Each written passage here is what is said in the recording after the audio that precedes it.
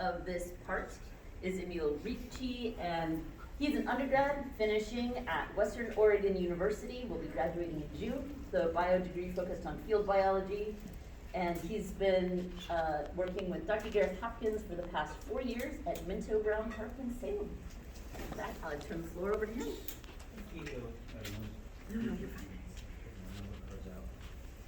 Hi everyone, I'm very excited to be here and thank you all for having me. I'm going to be presenting some work that I've done over the past 4 years with Oregon Department of Fish and Wildlife, the City of Salem, and Western Oregon University. Alright, so let's talk a bit about the site. Minto Brown is the largest park in Salem, Oregon, with 1,200 acres of area and land. There are then 29 miles of trails, fishing docks, and a dog park that all draw a lot of pedestrian activity, not to mention that the park is connected to downtown Salem. Along with all of this human activity, there is also 307 acres of conservation area where a variety of creatures live, including what we're all here for, the turtles. There are northwestern pond turtles, the western painted turtles, and red-eared sliders that all make their home in a variety of sloughs and ponds across the site. So the one method that we have used in order to restore some habitat at these sites are basking structures. The basking structures that we've used include some logs that were added in 2019 and a variety of different man-made structures that are usually using the Pennsylvanian turtle platform design. These platforms are usually added in order to restore some of the lost diversity of habitat that occurs due to degradation of these environments. But why should we modify these platforms? After doing a bunch of reading of the literature, a few quotes stuck out to me. One was that vegetative coverage and distance from a towpath were all significant factors in basking habitat use. And the other was that our observations indicate that basking periods interrupted by human disturbances are significantly shorter than undisturbed basking periods. Both of these quotes kind of painted the picture to me of turtles in urban environments being under high stress and high disturbance just from people and the activities that they engage in. However, there was a solution here. If we are able to add some sort of vegetative blind, that may assist in turtles' ability to bask for longer and just to be able to bask more happily in these areas. And so I did just that. I designed a structure that could support plant growth without interfering with the turtle's basking ability.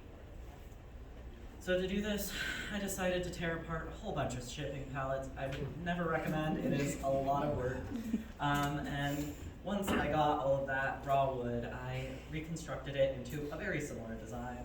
I know, a lot of work to put it all back together. But that rectangular Pennsylvanian design was used with 2 large sealed PVC pipes underneath to create buoyancy. An additionally long piece of wood was added to the front of the structure so that I could then adhere a weird U-shaped PVC platform or PVC structure to the platform. That structure would then act as the kind of buoyancy to hold up a hammocking design where fabric would create a hammock for plants to grow hydroponically in. A few additional features that I added was the ramp to allow for turtles to climb up onto the platforms, some coconut mesh to allow for better root growth. The plants that we added were Juncaceae and Capraceae, and these were some grasses and rushes and sedges that all do really good growth in these water systems, and their roots create a nice balling effect to fill up that space. A lux and temperature monitor was then also added called a hobo, and that was done to kind of understand the differences of temperature and light. Before I put these into the ponds and just out into the wild, I was able, thanks to Susan, to get my hands on 5 turtles and test these platforms. Platform testing, we did it in this really small little contained pond out front of Western Oregon, where we would place the turtles onto the structure and observe their behavior.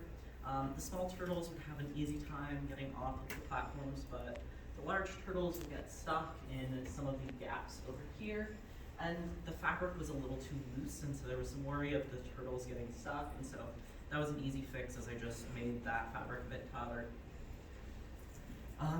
My overall study question was how these modified basking structures affect the presence of turtle. Along with that, I had some more specific key focal points being lux, or the brightness, and the differences between a platform with plants and a platform without plants, along with differences in the turtle's presence on a platform without and with plants.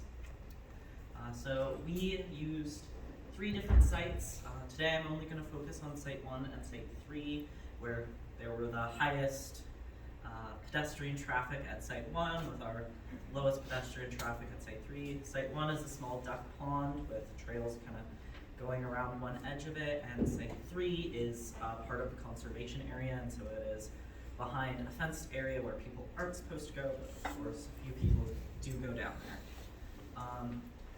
Bit more about what I put out into the sites. I put 2 basking platforms at each site. One platform had the plants on the structure, while the other one had all of the same features but just didn't have the plants, to try and ascertain if the plants are actually affecting turtles' presence.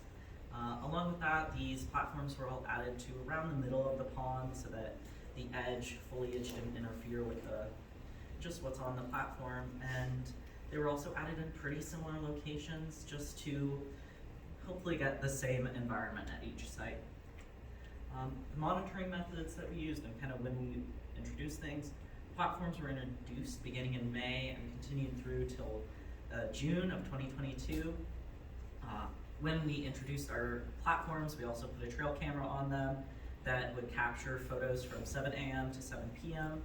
Our photos and the hobo both captured in a 15-minute interval where it would take 2 pictures every 15 minutes. And then I recorded and processed the data into a spreadsheet and analyzed using RStudio. I did use the analysis of occurrence of turtles rather than the number of turtles for this study. So going right into the differences between the 2 platform types when it comes to the lux and temperature. Both had significantly different lux and temperature from each other. However, when it came to the brightness on each platform, the bare structure had about 3,000 more lux at the site. However, at the when it came to temperature, there was a difference of about 2 degrees Celsius higher that was observed on our planted structure, which kind of brought up the question if there was a biologically significant difference between these 2 totals, and if there would be a deterrence of basking based on these numbers. When it came to our data, we had a lot less data collected from site 1 due to some issues with our cameras. However, at site 3, we got a lot more data. And just when it came to the distribution of our data between the bare and planted, we had pretty even distributions, and so that was really nice to see. At site 1, we only saw 2 turtles over the entire time, which was a little disappointing to get at first. The 2 turtles we saw were both on planted platforms, but that doesn't really tell you much about if the turtles actually do like it, or if they're just not as many turtles here.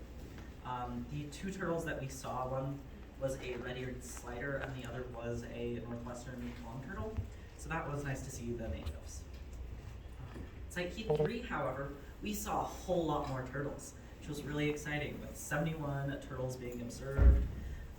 Of those 71, 65 were confirmed red-eared sliders, which wasn't the best to see. However, 6 were unidentified, but most likely a red-eared slider or the western painted turtle, as they have the striping. I then took just the presence of turtles and ran it through a chi-squared contingency test.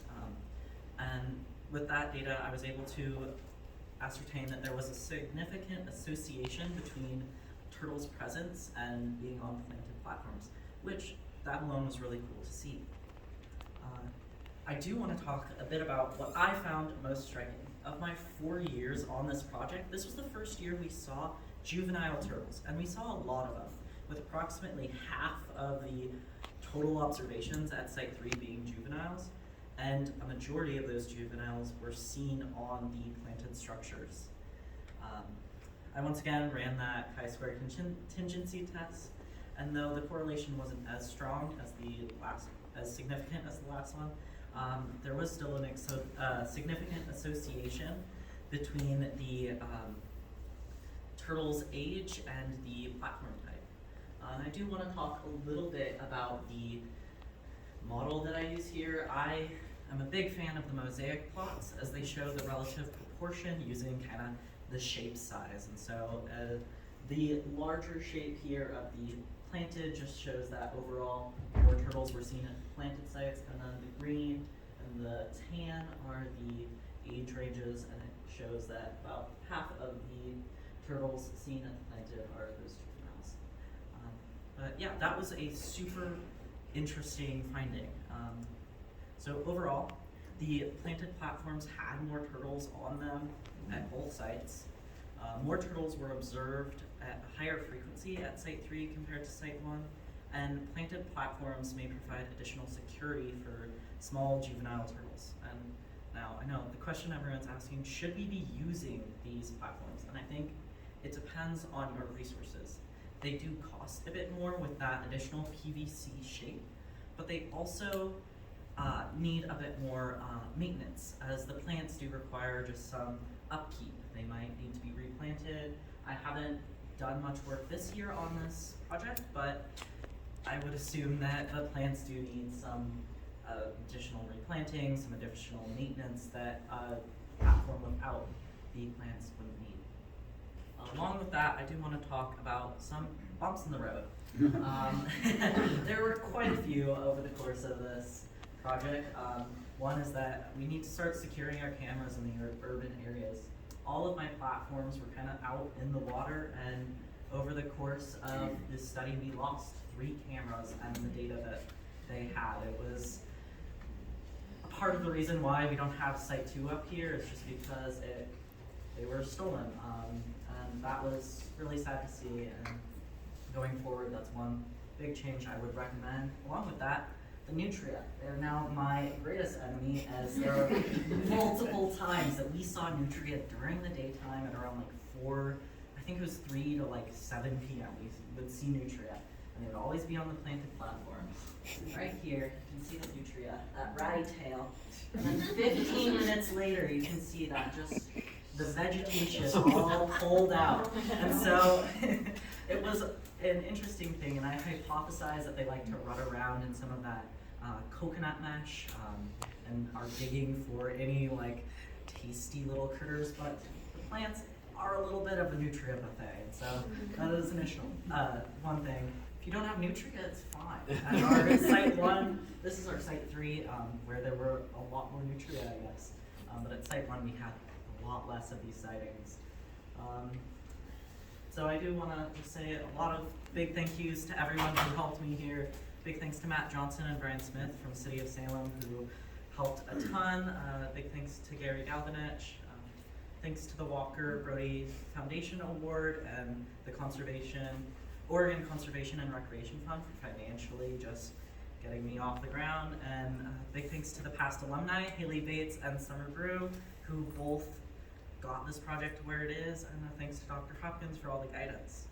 One last real quick thing, I know Susan also talked a bit about this, but this is some more advertisement for this turtle app. It is a citizen science turtle app where you can get people to go out, scan the QR codes, download the app, or just use the website and record observations of turtles. You don't need to make an account, and it's just a nice thing to have. All right, thank you so much, and I'm ready for any questions.